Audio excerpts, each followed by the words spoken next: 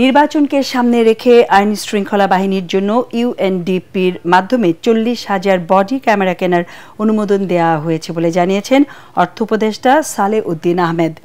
সচিবালয়ে অর্থনৈতিক বিষয় ও সরকারি ক্রয় সংক্রান্ত উপদেষ্টা কমিটির সভা শেষে একথা জানান তিনি।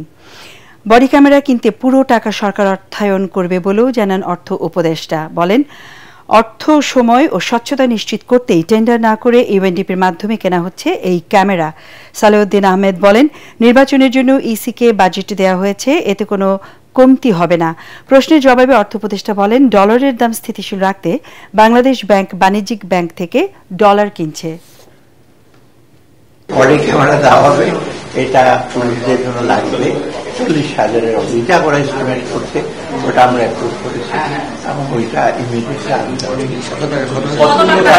টাকা অঙ্ক নাই বললাম, কারণ এটা আমরা প্রচুর করবো ইউএনডিপি, অর্থাৎ প্রায় 40,000 এটা হিসাব করে দেবে।